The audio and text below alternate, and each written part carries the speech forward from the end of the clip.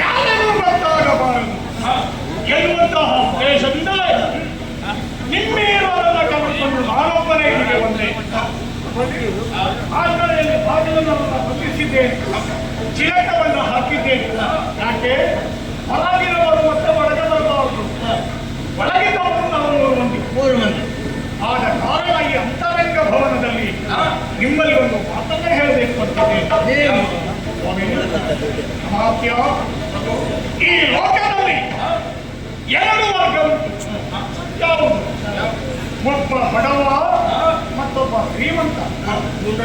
ಬಡವ ಯಾರು, ಶ್ರೀಮಂತ ಯಾರು? ನಮ್ಮ ಜೀವನ ಎಷ್ಟೇ ಸಾಗಿಸಿದರು ಇನ್ನು ಬೇಕು ಬೇಕು ಅಂತ ಯಾವಾಗ ಆಶಿಸುತ್ತಾನೋ ಅವನು ಬಡವ. ನಮ್ಮ ಜೀವನದಲ್ಲಿ ಯಾವುದು ಸಾಕು ಸಾಕು ಅಂತ ಹೇಳ್ತಾನೋ ಅವ ಶ್ರೀಮಂತ. ಈಗ ನಾನು ಅದಾಗಿದ್ದೇನೆ, ಮೊದಲು ಅಂತ ಹೇಳುವುದಿಲ್ಲ. ಈಗ ನಾನು ಆಗಿದ್ದೇನೆ, ಈಗ ನಾನು ಶ್ರೀಮಂತನಾಗಿದ್ದೇನೆ. ಯಾಕೆ ಹೇಳಿದೆ? ಸಾಕು, ನನಗೆ ಇನ್ನು ಸಾಕು, ಕಡು ವೃದ್ಧನಾದೆ. ಕೆಲವರಿಗೆ ಅದೇ ಗೊತ್ತಾಗುತ್ತಿಲ್ಲ. ವೃದ್ಧರಾಗಿದ್ದೀರಿ ಅಂತ ಮತ್ತೊಬ್ಬರು ಹೇಳಬೇಕು ಬಿಟ್ಟರೆ ಅವರು ವೃದ್ಧರಾಗಿದ್ದಾರೆ ಅಂತ ಅವ್ರಿಗೆ ಗೊತ್ತಾಗುತ್ತಿಲ್ಲ. ಇದಕ್ಕೆ ಒಂದು ಕಥೆ ನೆನಪಾಗ್ತದೆ, ಹೇಳ್ತಾ ಹೋದ್ರೆ ಮತ್ತು ಸಣ್ಣ ಹೋಗ್ತದೆ ಅಂತ ಯೋಚನೆ ಮಾಡ್ತಾ ಇದ್ದೇನೆ. ಒಬ್ಬ ವ್ಯಕ್ತಿಯ ಹತ್ತಿರಕ್ಕೆ ಒಬ್ಬ ಯಮ ಭಟ್ಟ ಒಂದು ದಿವಸ ಬಂದಂತೆ. ಯಾಕೆ ಬಂದೆ ಅಪ್ಪ ಅಂತ ಕೇಳಿದಾಗ, ನಿನ್ನನ್ನು ಕೊಂಡು ಹೋಗಲಿಕ್ಕೆ ಬಂದೆ. ಪುಣ್ಯಾತ್ಮ, ನನ್ನ ಜೀವನದಲ್ಲಿ ಇನ್ನು ಕೆಲವಷ್ಟು ಕೆಲಸ ಉಂಟು, ನೀನು ಕೊಂಡು ಹೋಗುವುದಾದ್ರೆ ಮುಂಚಿತವಾಗಿ ಒಂದು ಮಾತನ್ನ ಹೇಳಿ ಅಥವಾ ಒಂದು ಸೂಚನೆ ಕೊಟ್ಟು ನನ್ನನ್ನು ಕೊಂಡು ಹೋಗು ಅಂತ ಹೇಳಿದಂತೆ. ಆಯ್ತು ಅಂತ ಬಿಟ್ಟು ಹೋದ. ಆಮೇಲೆ ಇವನಿಗೆ ಬಂದಂತೆ ಆರಂಭವಾಯಿತು. ತಲೆ ಕೂದಲು ಬೆಳ್ಳಗಾಯಿತು, ಅದಕ್ಕೆ ಬಣ್ಣವನ್ನೇ ಬದಲಾಯಿಸಿಕೊಂಡ. ಕಣ್ಣುಗಳು ಮಂಜಾಯಿತು, ಅದಕ್ಕೆ ಕೃತಕ ದೃಷ್ಟಿಯನ್ನು ಮಾಡಿಕೊಂಡ. ಹಲ್ಲುಗಳು ಬಿದ್ದೋಯ್ತು, ಅದಕ್ಕೆ ಕೃತಕ ಹಲ್ಲುಗಳನ್ನು ಇರಿಸಿಕೊಂಡ. ನಡೆಯುವುದಕ್ಕೆ ಅಸಾಧ್ಯವಾಯಿತು. 3 ಗೋಲನ್ನು ಆಧಾರ ಮಾಡಿಕೊಂಡು ನಡೆಗೆ ಶುರು ಮಾಡಿ. ಆಗ ಮತ್ತೆ ಯಮ ಪಟ್ಟ ಬರ್ತಂತೆ. ಮತ್ತೆ ಬಂದಿಯಪ್ಪ, ಸೂಚನೆ ಕೊಟ್ಟು ನಾನು ಹೇಳಿರು ಅಂತ ಕೇಳಿದಂತೆ. ಪುಣ್ಯಾತ್ಮ, ಎಷ್ಟೆಷ್ಟೆಲ್ಲ ಸೂಚನೆ ನಿನಗೆ ಕೊಟ್ಟಿದ್ದೇನೆ, ಅದು ನಿನಗೆ ಅರ್ಥ ಆಗಲಿಲ್ಲ.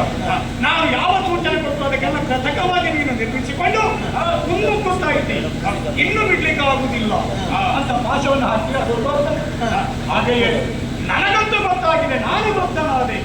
ಬರೇ ವೃದ್ಧನಲ್ಲ, ಕಡು ವೃದ್ಧ ನಾನಾಗಿದ್ದೇನೆ. ಆದ್ದರಿಂದ ಇನ್ನೂ ಈ ಜಾಗಕ್ಕೆ ಜನ ಬೇರಬೇಕು ಅಂತ ನಾನು ಯೋಚನೆ ಮಾಡಿದ್ದೆ. ಯಾರಿಗೆ ಕೊಡಲಿ, ಯಾರಿಗೆ ಕೊಡಲಿ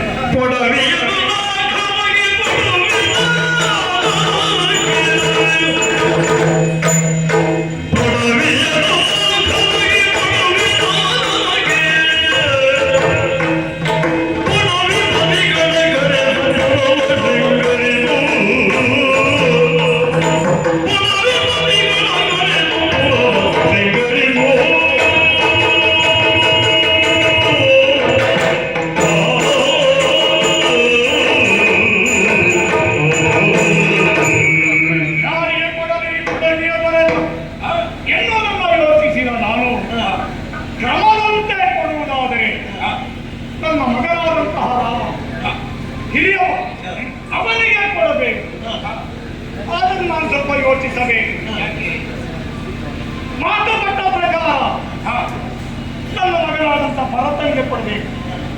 ಯಾಕೆ ಮಾತನ್ನ ಹೇಳ್ತೇನೆ? ಯಾಕೆ ಕೈಕೆಯನ್ನು ನಾನು ವಹಿಸುವಂತಹ ಕಾಲದಲ್ಲಿ ಅವನ ತಂದೆಯಾದಂತಹ ವಿಶ್ವಪತಿಯನ್ನ ಕೇಳುವುದಕ್ಕೆ ಹೋದದ್ದು ನಾನು ಮತ್ತೆ ನೀವು ಹೋದ ಕಾಲದಲ್ಲಿ ಅವನು ಕೇಳಿದಂತಹ ಒಂದು ಮಾತು, ನನ್ನ ಮಗಳ ಹೊಟ್ಟೆಯಲ್ಲಿ ಹುಟ್ಟುವ ಮಗನಿಗೆ ಮುಂದೆ ಅದಕ್ಕೆ ಪಟ್ಟ ಸಿಗಬೇಕು ಅಂತ ಕೇಳಿ ಆಯಿತು ಅಂತ ನಾನು ಒಪ್ಪಿಕೊಂಡೆ. ಬಂದಾಯಿತು, ಆವಾಗ ನನಗೆ ಮಕ್ಕಳಾಗಿರಲಿಲ್ಲ, ಮದುವೆ ಆಯಿತು. ಆಮೇಲೆ ನನ್ನ 3 ಮಂದಿ ಮಕ್ಕಳಿಗೆ 4 ಮಕ್ಕಳನ್ನು ನಾನು ಕೊಡಲಿ. ಈಗ ಅದರ ಬಗ್ಗೆ ಯೋಚನೆ ಮಾಡುವುದು. ಅವನಿಗೆ ಕೊಡುತ್ತೇನೆ ಅಂತ ಅಲ್ಲಿ ಮಾತು ಕೊಟ್ಟಿದ್ದೇನೆ. ಕ್ರಮವಂತೆ ಕೊಡಬೇಕಾದದ್ದು ಹಿರಿಯ ಮಗನಿಗೆ. ಕೊಟ್ಟ ಮಾತನ್ನ ತಪ್ಪಲೆ ಅಥವಾ ಈ ಕ್ರಮವನ್ನು ನಾನು ಮೀರಲಿ, ಆದರೂ ನಾನು ನಿರ್ಧಾರ ಮಾಡಿದ್ದೇನೆ. ರಾಮನಿಗೆ ಪುತ್ರವನ್ನು ಮಾಡಬೇಕು. ಎನ್ನುವಂತಹ ನಿರ್ಧಾರ. ಆದರೆ ಇದು ನನ್ನ ನಿರ್ಧಾರ ಸರಿಯಾದೀತೋ ಇಲ್ವೋ ಎನ್ನುವುದು ಹಿರಿಯವರಾದ ನಿಮ್ಮಲ್ಲಿ ಪ್ರಶ್ನೆ ಮಾಡ್ತಾ ಇದ್ದೇನೆ. ದಶರಥ ಚಕ್ರವರ್ತಿ ಅವರ ಮಾತುಕತೆ ಎಲ್ಲೋ ಸರಿ, ಅವರು ಅಶ್ವಪತಿ ಇದ್ದಾರೆ. ಹಾಗಾದ್ರೆ ಹಿರಿಯವರಿಗೆ ಪಟ್ಟ ಅಲ್ಲದೆ ಹಿರಿಯವರಿಗೆ ಸಾಧ್ಯ ಇಲ್ಲವಲ್ಲ. ಹಿರಿಯವರಿಗೆ ಪಟ್ಟ ಯಾರಿಗೆ? ಶ್ರೀರಾಮಚಂದ್ರನಿಗೆ ಅಗತ್ಯ. ವಿಷಯ ಹೌದು. ಆವಾಗ ನಾನು ಮಾತು ಕೊಟ್ಟದ್ದು ಅಶ್ವಪತಿ ಈಗ ಅವರಿಲ್ಲ. ಆದರೆ ಅವ ಸಾಯುವ ಮೊದಲೇ ಮಗನಾದಂತಹ ಕೈಕೆಯಲ್ಲಿಯೋ ಅಥವಾ ಮಗನಾದಂತಹ ಮತ್ತೊಬ್ಬ ಇದ್ದಾನಲ್ಲ ರಾಜು, ಅವನಲ್ಲಿ ಏನಾದರೂ ಹೇಳಿದ್ದೇ ಇದ್ದರೆ ಎನ್ನುವಂಥ ಶಂಕೆ ಇದೆ. ಸಂದೇಹ ಬರುವುದು ಸಹಜ. ಆದರೆ ಇಲ್ಲಿಯವರೆಗೆ ಯಾವುದು ವ್ಯಕ್ತ ಆಗಲಿಲ್ಲ. ಪಟ್ಟ ಕೊಡುವ ವಿಷಯದಲ್ಲಿ ಆಲೋಚನೆ ಮಾಡಿದರೆ ಜನವಾಗಿ ಯಾವ ಆತನ ಇರ್ತಾವ ರಾಜಕುಮಾರ ಅವನೇ ಪಟ್ಟಕ್ಕೆ ಅರ್ಹ. ಹಾಗೆ ಆಲೋಚನೆ ಮಾಡಿದ್ರೆ ನೀವು ಯೋಚಿಸಿದ ಹಾಗೆ ನಮ್ಮ ರಾಮಚಂದ್ರನೇ ಈಗಾಗಲೇ ಎಲ್ಲರ ಅಂದ್ರೆ ಪ್ರಜೆಗಳ ಹೃದಯ ಸಿಂಹಾಸನವನ್ನು ಆತನ ಏರಿ ಆಗಿದೆ. ಒಂದು ಕ್ರಮವು ಎಲ್ಲ ಸಮಯದಲ್ಲಿ ಪಟ್ಟವಾದಾಗ ಎಲ್ಲ ಹೊತ್ತಿನಲ್ಲೂ ಈಡೇರಿಸಬೇಕು ಅಂತಿಲ್ಲ.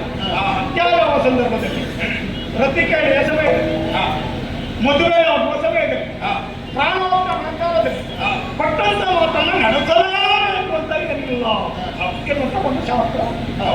ಈಗ ನಾವು ಮಾತುಕೊಟ್ಟದ್ದು ಯಾವಾಗ? ಮದುವೆಯಾಗುವಂಥ ಕಾಲದಲ್ಲಿ.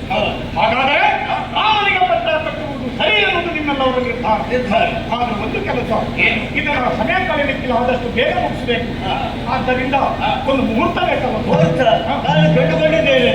ಚೈತ್ರ ಮಾಸ, ಪೌರ ನಕ್ಷತ್ರ, ಆಮೇಲೆ ಅವಿಸಿನ್ನ ಮುಹೂರ್ತ. ಅಂದ್ರೆ ನಾಳೆ ಮುಹೂರ್ತ. ಬೇಗ ಹೇಗ? ನಾಳೆ ನಾಳೆ ನಾಳೆ ನಾಳೆ ತಪ್ಪಿತ್ತು ಅಂತಾದ್ರೆ 14 ವರ್ಷ ಮುಹೂರ್ತ ಸಿಗುವುದಿಲ್ಲ. 14 ವರ್ಷ ಅದಕ್ಕೆ ಮುಹೂರ್ತ ಈ ಮುಹೂರ್ತ ಸಿಗುವುದಿಲ್ಲ. ಆದರೆ ಸಕಲರಿಗೆ ಹೇಳಿಕೆಯನ್ನು ಕೊಡಬೇಕು.